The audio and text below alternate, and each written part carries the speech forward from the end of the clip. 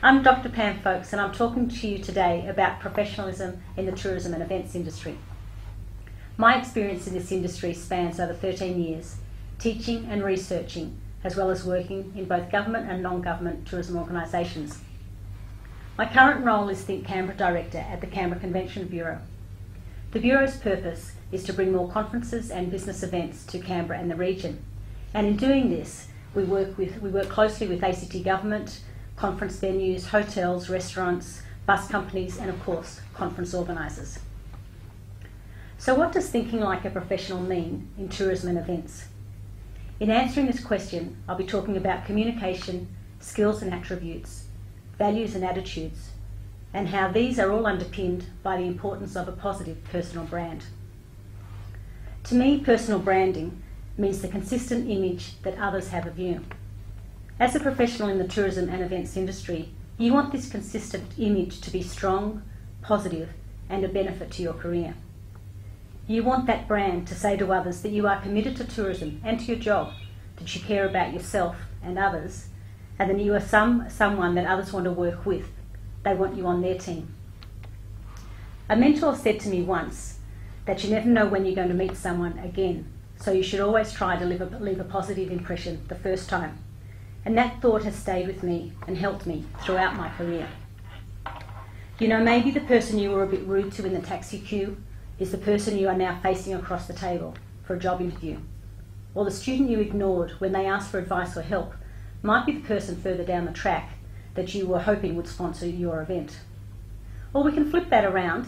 Perhaps the person you consistently gave impeccable service to at the local cafe, it was just your part-time job, might also be the person who is now interviewing you for your dream job. Or the tutor or lecturer that is impressed by your work ethic now might be the one who's in a position later to recommend you for a job. The tourism industry is a really small place. Jobs are often found and lost through word of mouth, so it's really important what you want people to say about you. If you are thinking about being a professional, you need to be aware that what you do and what you say will be taken to be what you stand for. It will form part of the personal brand that you are developing. And you are developing a personal brand, whether you want to or not. So let's start with communication. Communication is the messages we send and we receive, both verbal and non-verbal. Communication includes your body language, the way you write, how you speak, what you say, the way you dress, and your behaviour at every single meeting and interaction you have with other people. Professional communication can be as simple as ensuring everything you write, including emails, does not contain spelling mistakes, includes clear and accurate information, and addresses people appropriately. A business email should not resemble in any way the hurried and abbreviated text messages we all send to our friends. Professional communication can be as simple as making sure people's names and job titles are correct on their name tags. It can be as simple as demonstrating that you care about a meeting by turning up on time, being prepared, and being dressed appropriately. As I was preparing this talk, I received an email from an event manager who has had to cancel a mountain biking event due to lack of registrations. She's devastated, she's embarrassed, and she feels like she's letting everyone down. Not only was this event her baby, but it was an event that she developed not to make heaps of money, but to encourage more women to go mountain biking. Was cancelling the event unprofessional? I don't think so, because of the way she did it. She emailed everyone concerned plenty of time before the event, explaining why she was cancelling the event, how she will process the refunds, and offered alternative mountain biking opportunities. The email was well written, it was well structured. There were no spelling mistakes, and the tone of the email was informative and respectful. She did not blame anyone, she just explained the situation. This event organiser had the advantage of her reputation, or her personal brand, that it was one of someone who gets things done, who goes out of her way to ensure everyone's needs are met, and who runs successful events. But what if she had had a history of cancelling events, or if she always blames other people for problems and sends sloppy emails? In that case, it would be less likely that I'd be admiring her for her professionalism. In the tourism and events industry, things can get pretty social. Drinks at a hotel so that they can show you off their new conference venues, awards nights, lunches with clients, both new and existing, launches at exhibitions and events. And then there are the welcomes, the farewells, and of course the Christmas parties.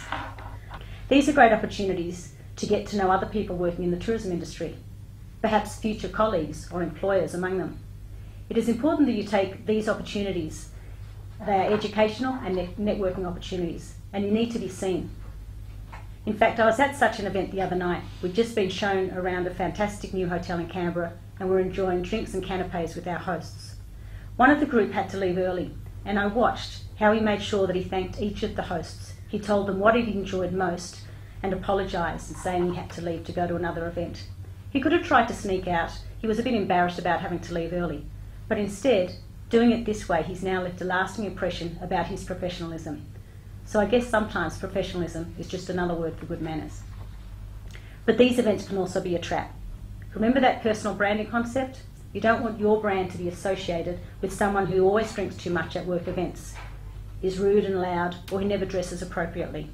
And Facebook, something else you need to think about before you post unprofessional photos or say inappropriate things. Being professional doesn't mean you never have any fun, but it does mean that you need to remember that you are representing your business or your employer at these functions. And so you need to be conscious of what's appropriate and what's not. You need to be aware of how your behaviour at these events will impact your personal brand and perhaps your career. Next, I'd like to talk about skills and attributes. Like any job, you do need to have the skills to do the job. As tourism and events incorporate so many different types of jobs, the actual skills will vary from job to job, but there are some skills and attributes that probably apply to most. One of the most important is knowing your business. You can't promote Canberra or your hotel or an event if you don't have sufficient knowledge about the product or if you haven't kept up to date with changes. At the Bureau, we visit our members regularly so that when a client asks about a venue, we can give up to date and accurate information. For example, our bid manager needs to know the capacity of every conference venue in Canberra so that when we are bidding for a conference, we are only offering venues that actually meet the client's needs. This is showing respect to both the venue and the client. Why ask a member to prepare a quote for a conference if the venue is not big enough? Or if a wheelchair access is needed, why promote a venue that can't do that? Time management and attention to detail are also crucial so that you can deliver your product or your service on time and accurately. Many tasks rely on completion of previous tasks before they can commence. So no matter how small or menial the task you are responsible for, it has to get done on time. And you know, getting your assignments in on time is great practice for this.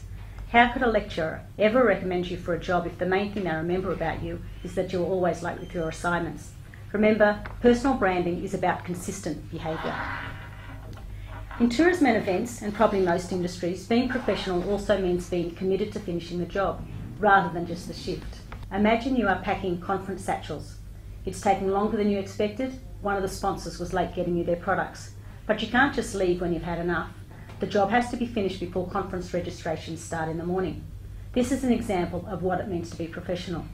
And it's also part of building that positive brand. You want to be known as someone people can rely on, not someone who doesn't care about finishing a job. The final area I'd like to talk about is values and attitudes. Values include being honest and ethical in your work.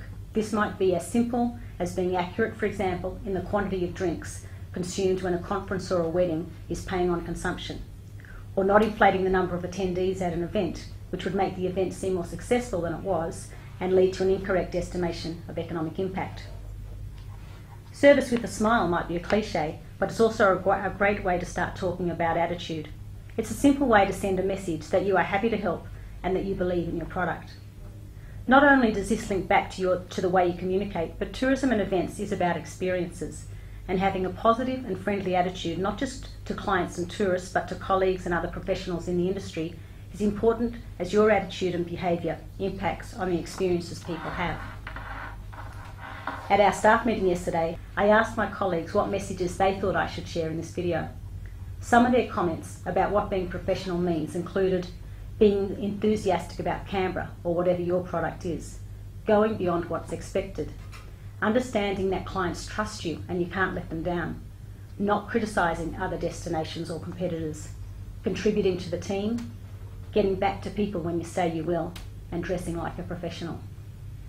These behaviours all send a message to colleagues and clients and go towards your personal brand. And so in thinking about professionalism in the tourism and events industry, I'd recommend thinking about that idea that you never know when you'll meet someone again and you want to be remembered for the right reasons. And I'd think about the messages you want to send through your communication, your skills and your attributes, your values and your attitudes. Now's the time to think about this and be strategic in developing consistent messages. What will your personal brand be? I hope it'll be one that you're proud of and allows you to get the most out of this wonderful, varied industry.